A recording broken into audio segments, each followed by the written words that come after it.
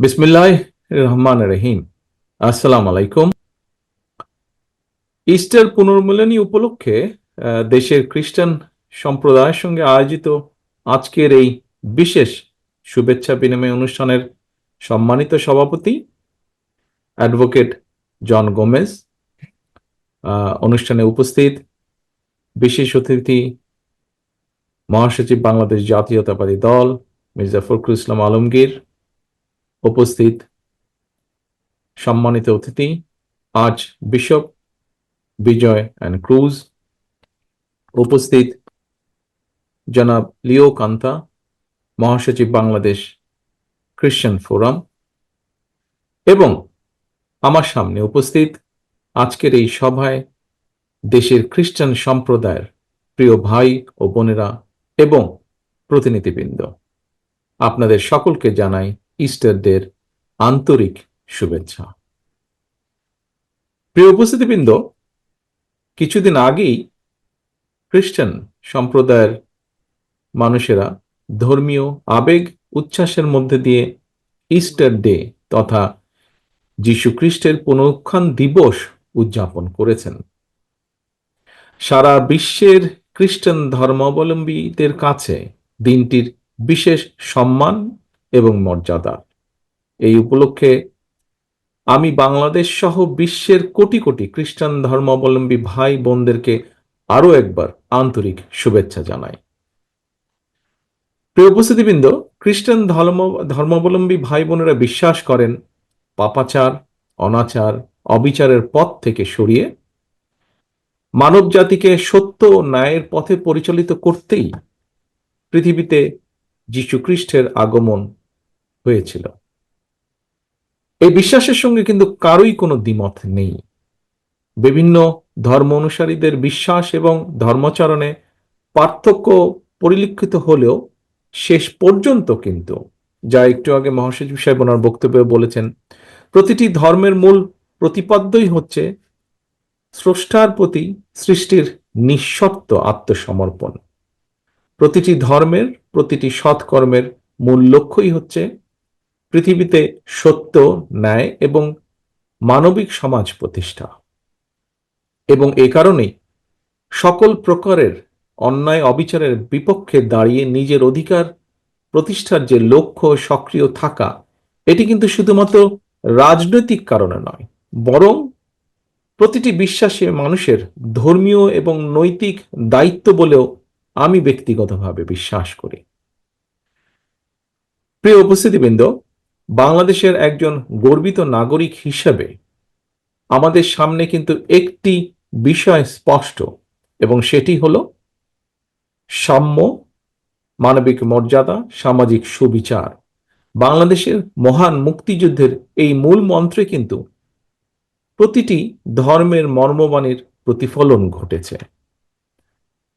তবে অত্যন্ত দুঃখের সাথে আমরা লক্ষ্য করেছি, দেশ স্বাধীনের পর থেকে এই যে কিছুদিন আগে যে পলাতক স্বৈরাচার, এই দলটি যখন দেশ স্বাধীনের পরেও দায়িত্ব নিয়েছিল দেশের, সেই সময় থেকে এবং বিশেষ করে পলাতক যে স্বৈরাচার ছিল সেই দলের শাসনকালে আমরা লক্ষ্য করেছি অত্যন্ত দুঃখের সাথে দেশের জনগণ মুক্তিযুদ্ধের যে কাঙ্ক্ষিত যে তাদের আশা আকাঙ্ক্ষা ছিল, সেটির প্রতিফলন কিন্তু তাদের সময়গুলোতে দেখা যায়নি।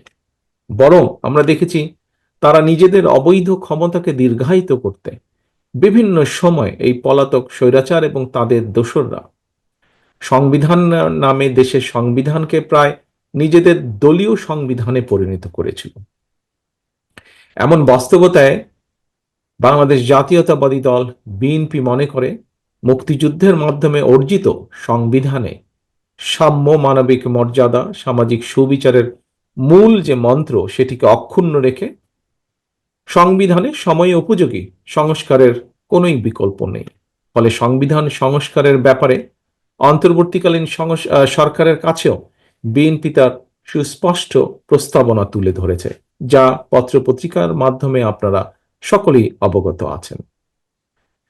প্রিয় উপস্থিতিবৃন্দ, জনগণের ভোটে জনগণের কাছে দায়বদ্ধ একটি জনপ্রতিনিধিত্বমূলক সরকার প্রতিষ্ঠার লক্ষ্যে বিএনপি প্রতিটি ক্ষেত্রেই অন্তর্বর্তীকালীন সরকারের প্রতি এখনো তাদের সহযোগিতা এবং সমর্থন অব্যাহত রেখেছে।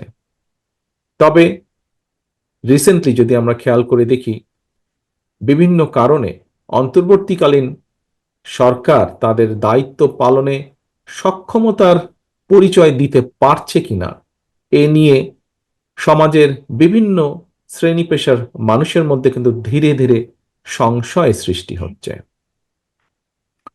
প্রিয় উপস্থিতিবৃন্দ, 2013 সালের ডিসেম্বর মাসে তৎকালীন র্যাব সদস্যরা ঢাকা মহানগর বিএনপির নেতা সাজিদুল ইসলাম সুমনকে গুম করে। আজ পর্যন্ত আমাদের এই সহকর্মীর হদিস আমরা পাইনি। স্বৈরাচারের শাসনকালে শুধু একজন সুমন নয়, সারা ঢাকা শহর, সারা বাংলাদেশে এরকম অসংখ্য সুমনদেরকে গুম, খুন, অপহরণ করা হয়েছিল। এর প্রতিবাদে পলাতক স্বৈরাচারের সময় গুম হওয়া ব্যক্তিদের পরিবারদের সদস্যদেরকে নিয়ে গুম হওয়া সুমনের বোনের নেতৃত্বে 2014 সালে গঠিত হয়েছিল সামাজিক একটি সংগঠন মায়ের ডাক। অত্যন্ত আশ্চর্য এবং উদ্বেগের বিষয় হচ্ছে, গুম হওয়া সুমনকে ধরার জন্য গতকাল সন্ধ্যায় ঢাকায় সুমনের বোনের বাসায় অভিযান চালিয়েছে প্রশাসন। এখন তারপরে প্রশাসন বলছে তারা নাকি সুমন সম্পর্কে জানতো না। তর্কের খাতিরে, উপস্থিতিবৃন্দ, তর্কের খাতিরে আমরা ধরে নিলাম যে ঠিক আছে, প্রশাসন সুমন সম্পর্কে হয়তো জানতো না, কিন্তু এই যে পলাতক স্বৈরাচার, এই স্বৈরাচারের সরকারের সময় একজন সাবেক রাষ্ট্রপতি বিমানবন্দর দিয়ে চলে গিয়েছে দেশ ছেড়ে। যেভাবে চলে গিয়েছে সেটিকে যদি আমরা মিলাই তাহলে দেখব যে 5ই আগস্ট আরেকজন দেশ ছেড়ে পালিয়ে গেছে, ইনিও অনেকটা সেভাবেই পালিয়ে গেছেন। কিন্তু এখন বলা হচ্ছে যে অন্তর্বর্তীকালীন সরকার নাকি তার এই দেশ ত্যাগের ব্যাপারে কিছুই জানে না। ঘটনাটি গতকাল, এবং গতকাল থেকে আজকে পর্যন্ত যতজন মানুষের সাথে আমার কথা হয়েছে, প্রত্যেকের মনে প্রশ্ন উঠেছে, প্রত্যেকে প্রশ্ন করছে তাহলে অন্তর্বর্তীকালীন সরকার জানেটা কি। সাথে এও অভিযোগ উঠেছে, সংস্কারের নামে সময় ক্ষেপণ করে অন্তর্বর্তীকালীন সরকার একদিকে যেমন হয়তোবা পলাতক স্বৈরাচার এবং তাতে দোসরদেরকে নিরাপদে দেশ ত্যাগের সুযোগ করে দিচ্ছে, অপরদিকে অত্যন্ত সুকৌশলে নানা ইস্যু সৃষ্টি করে স্বৈরাচার বা ফ্যাসিবাদে বিরোধী যে রাজনৈতিক দলগুলো আমরা যারা মাঠে ছিলাম, সেই দলগুলোর ঐক্যের মধ্যে ফাটল ধরানোর একটা ক্ষেত্র হয়তো তৈরি করতে চাইছে। পলাতক স্বৈরাচারদের সহযোগীদেরও পুনর্বাসনের ক্ষেত্র হয়তো তৈরি করতে চাইছে। প্রিয় উপস্থিতিবৃন্দ,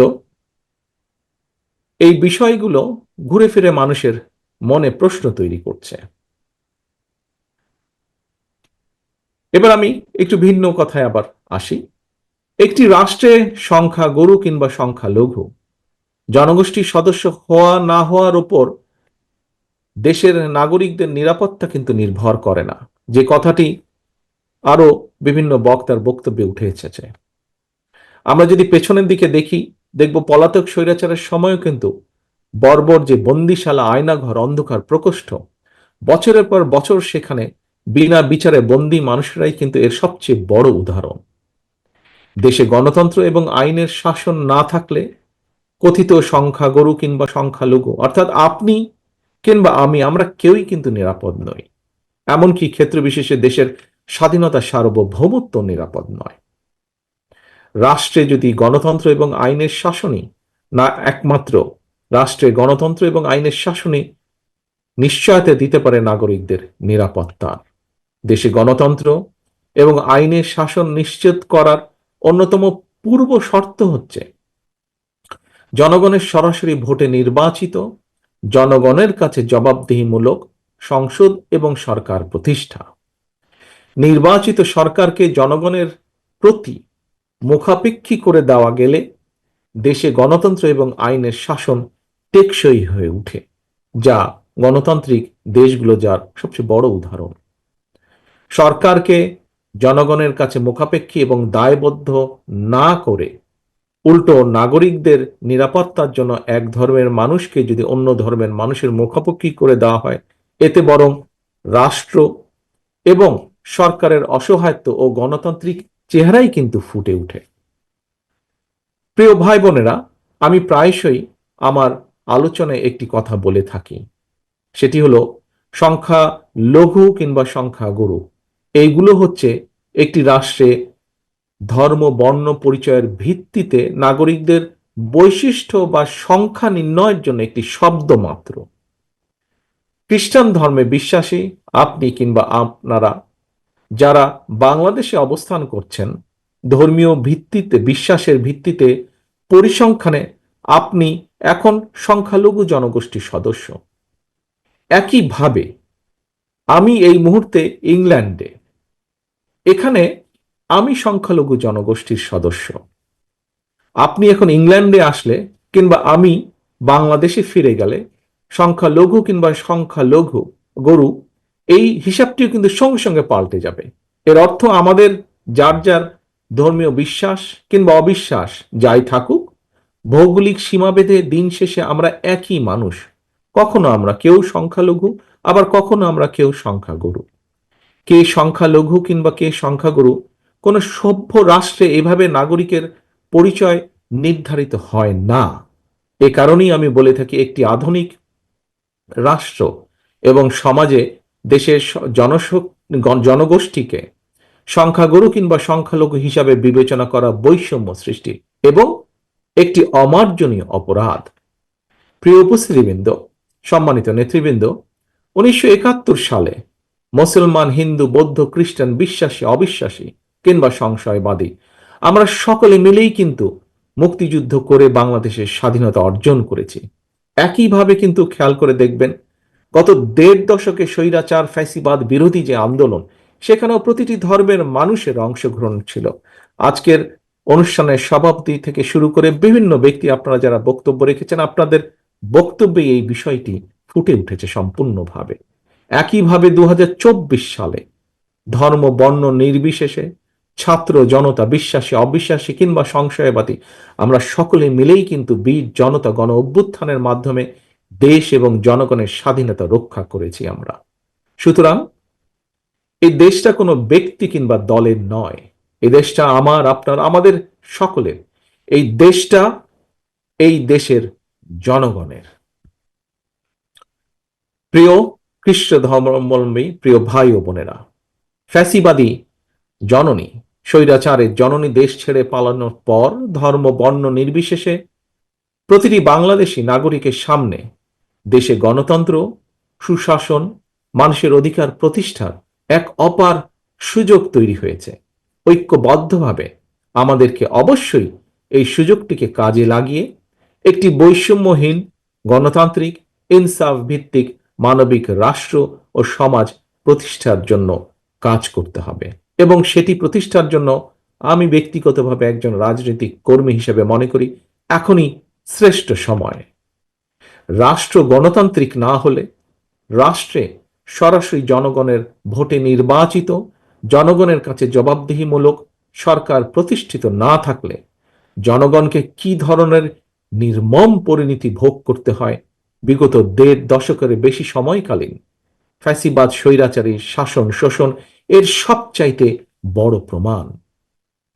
প্রিয় উপস্থিতিবৃন্দ, মঞ্চে উপস্থিত সম্মানিত রাজনৈতিক এবং ধর্মীয় নেতৃবৃন্দ, সুতরাং ভবিষ্যতে আর কোনো ষড়যন্ত্র যাতে বাংলাদেশকে গণতান্ত্রিক যাত্রা পথ থেকে বিচ্যুত করতে না পারে, সেজন্য আসুন আমরা যে যার অবস্থান থেকে ভূমিকা রাখি। এই ভূমিকা রাখার জন্য আপনাদের উপস্থিত প্রতিটি মানুষকে, যারা আমার সামনে আজকে উপস্থিত আছেন অথবা অনলাইনের মাধ্যমে যারা সংযুক্ত আছেন, প্রতিটি মানুষকে আমি আহ্বান করব, অনুরোধ রাখব।